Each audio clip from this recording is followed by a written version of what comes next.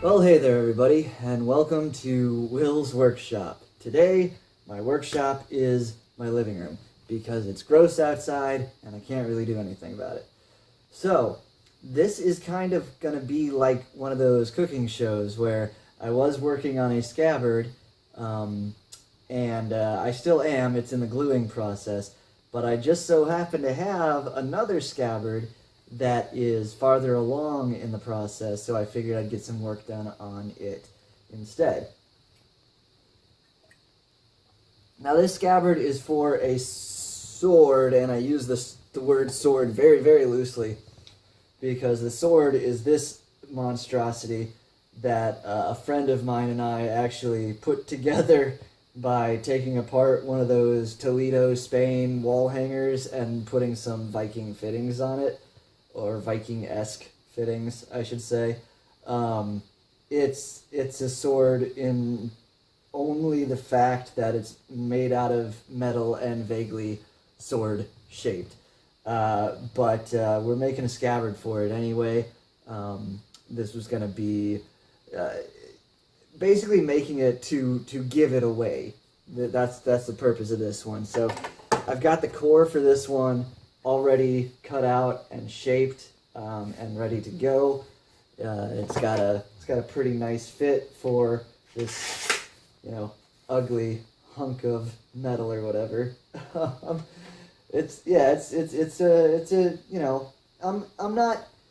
not being lazy on this one. So this is basically what the goal is. After you glue it together, you can take a jigsaw and cut the rough shape, and then you go to a belt sander and try to sand down the edges as best you can.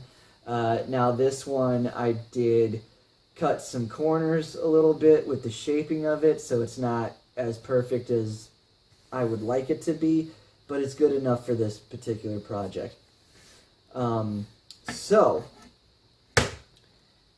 The Scabbard core is going to be covered in leather, and I've already cut out my leather section here. The tip I didn't pay extra special attention to because this is one of the first swords. I should have had this ready before. This is one of the first swords I'm doing where I actually have a chape or a. It's the metal guard that you sometimes see on the bottom of scabbards.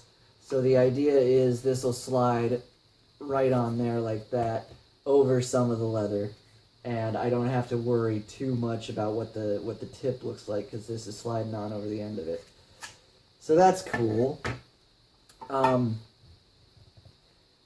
This is vegetable tanned cowhide. It's fairly thin, but it takes tooling really well. And we're going to do some tooling on this to kind of make it look pretty. And then we'll get into dyeing and all that fun stuff. But the first thing I've got to do is grab my belt leather so that we can mark out on our piece of leather here where the integral belt is going to lie, so that we can get those lines in first, and then once we've got those lines in, we can go back and start playing around and trying to make it look fancy. So let me get that stuff ready, and I will be back in a flash. Okay guys, so kind of a funky setup I have. All of this is shot on my phone, and I'm using various bits of tape to hold it in a position that you might be able to see what's going on here. So, bear with me. Someday I'll buy some actual camera equipment, and these will be much, much higher quality. Until then, this is what we got to work with. So, this is a strip of my belt leather. For your standard scabbard, you're gonna need 2 of these. So I've got more over here. That's fine. So what we're going to do here is mark out on our leather, the leather cover for the core here. We're going to mark out where we want our belts to go. Now the first belt, I've already kind of marked it out about where I want it to be.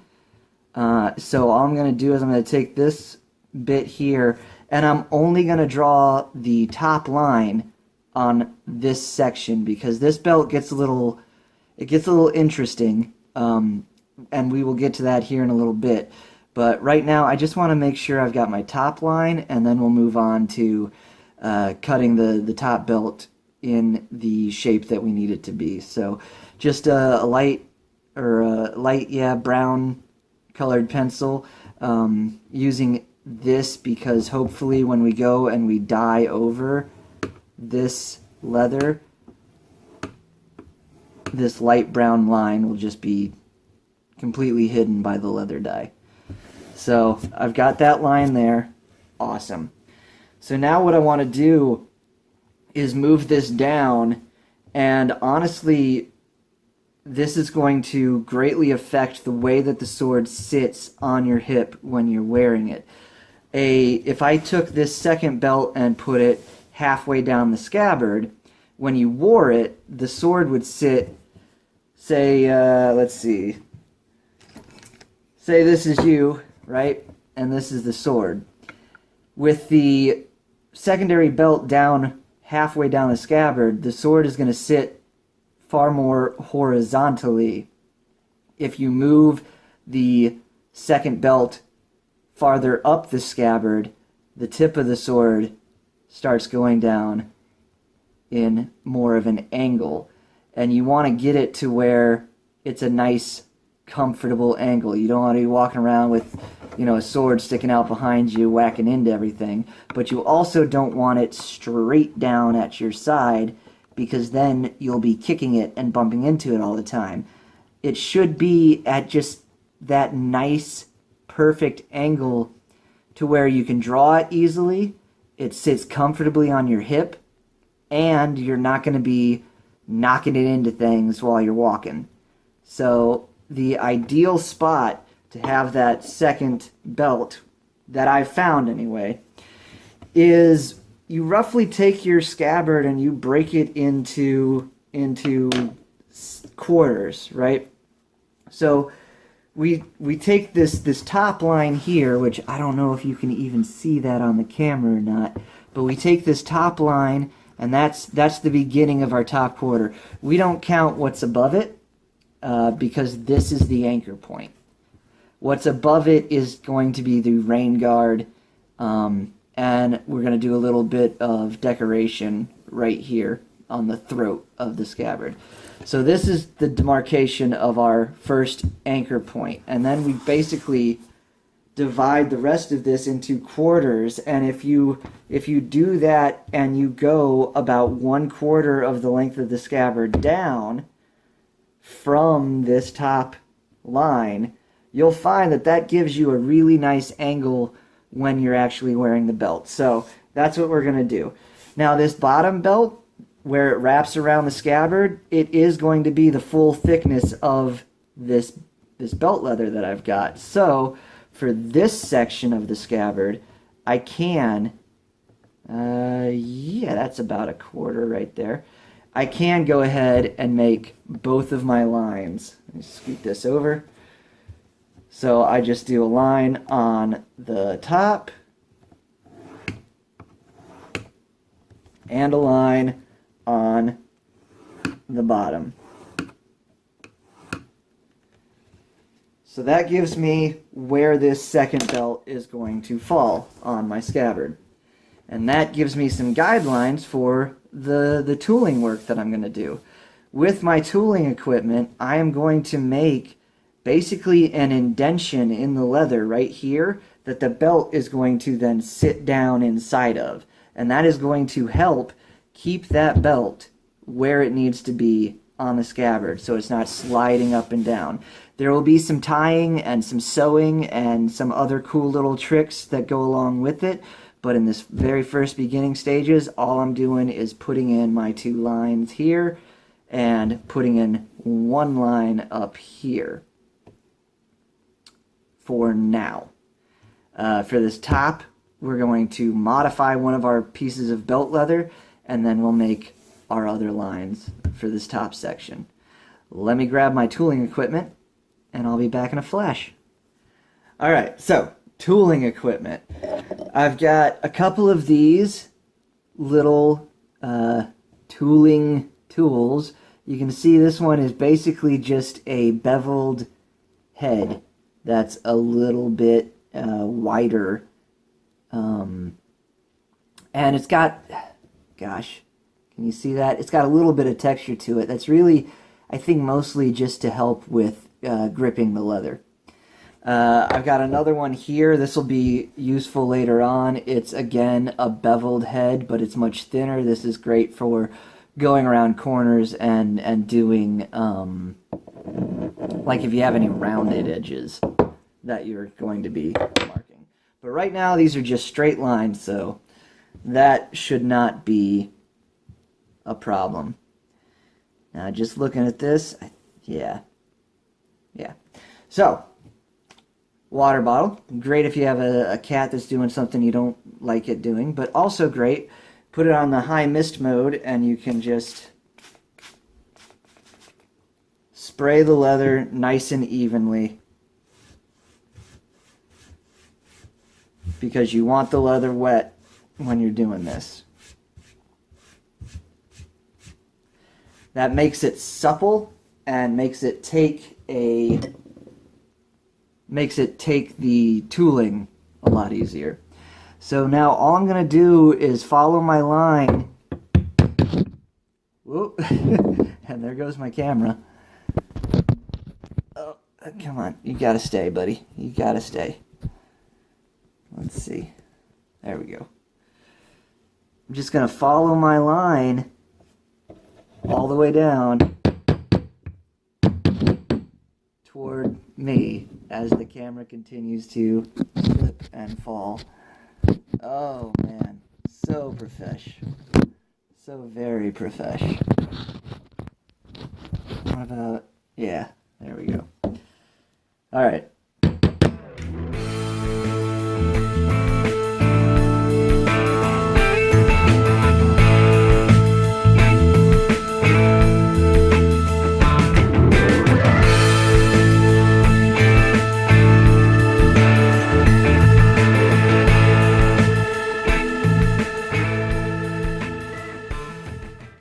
This is another one of those slow, painstaking processes.